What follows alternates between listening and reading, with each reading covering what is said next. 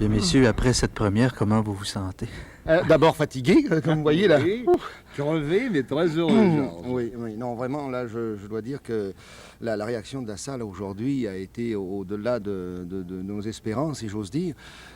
Quoi qu'on s'attendait un peu avec cette pièce, où vraiment, déjà, les gens qui ont vu le film, ils savent que c'est une comédie désopilante. Et ceux qui connaissent Guy Hoffman, évidemment, qui a fait la mise en scène, savent qu'avec lui, ça traîne pas en scène.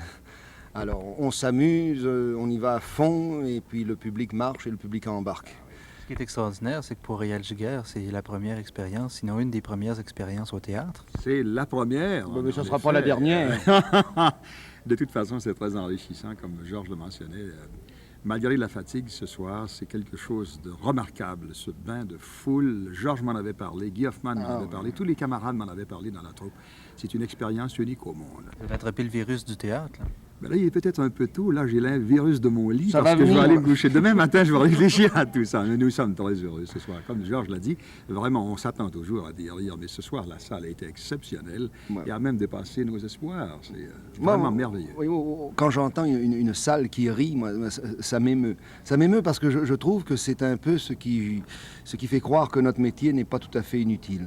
Ça, c'est bien. Et pour vous, M. Giguère, la formation quand même professionnelle que vous êtes un homme d'affaires public au Canal 10, dans les médias privés, c'est toute une expérience, là, se laisser façonner, disons, par un metteur en scène. Comment vous avez trouvé ça de marcher au doigt et à l'œil avec un metteur en scène comme ça? Viens, Guy, viens. Il est dans les viens. environs. Viens, Mais non, mais il ne fallait pas entrer dans l'image tout de suite. On aurait pu Oh, attendre que je réponde, là. C'était très dur. C'était très dur. Guy est un gars hautement discipliné. Il exige beaucoup, mais il donne beaucoup. Il ne faut pas dire que c'était facile Vous m'avez physiquement, apporté tout ça. beaucoup. Mais Ça a été c'était une sensationnel. merveilleuse expérience. On dit toujours ça après une première, mais je crois que c'était une gageure d'abord de monter la cage aux folles. Mais le travailler comme on l'a travaillé ensemble, parce qu'il y a une chose tout au moins que personne ne peut reprocher à quoi que ce soit, c'est l'homogénéité que vous avez donnée à travers cette pièce-là, qu'il faut défendre à fond de train, défendre non seulement parce qu'il y a eu le film, parce qu'elle est réputée à Paris, parce que tout le monde la connaît, parce que tout le monde a envie de voir la cage aux folles. Alors, restez bien folle.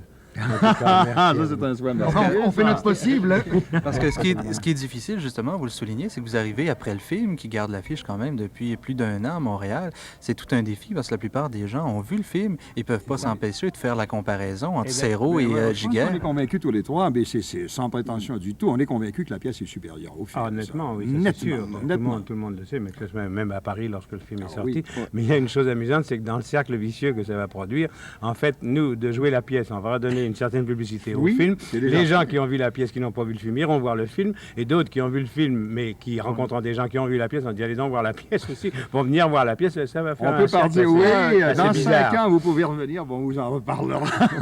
Et quand on pense que c'est, excusez-moi, Paul, c'est la 10e saison à Paris de la cage aux folles qui repart cette année. Et on a voyagé, Réal et Georges peuvent le dire, et tous mes camarades, on a voyagé avec 4 textes depuis le départ de ça, parce que avec Michel Serrault et puis Jean Poiret, je veux dire, tout ce qu'ils ont pu trouver au cours des années, de ces 10 ans-là, ça a été extraordinaire. Ils ont sorti, je ne vous mens pas, la pièce dactylographiée de l'année dernière, sortie directement du théâtre où ils jouent la cage aux folles. C'est épais comme ça, il y a quelque chose comme 400 pages, donc c'est une pièce qui peut, quand M. Serrault était en forme, ça peut durer 45 minutes de plus facilement.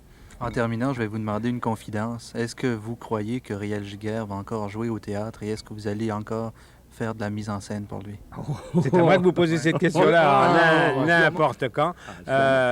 Sincèrement, je crois que c'est pas dévoiler un secret. Lorsque j'ai rencontré Réal pour la première fois, on s'est parlé, comme on dit, plexus à plexus. Et je lui ai dit, si tu veux embarquer avec moi, moi j'embarque avec toi. C'est une question de confiance mutuelle, entouré de tous les camarades. Et devoir travailler un homme comme ça, moi, chapeau. J'ai rarement vu ça dans ma carrière, je le dis pas parce que tu es là, mais franchement, c'était une gageure à défendre et tu es excellent. Et c'est un travail, c'est du jour, passer de la nuit à passer au jour. Splendide. Merci. Merci.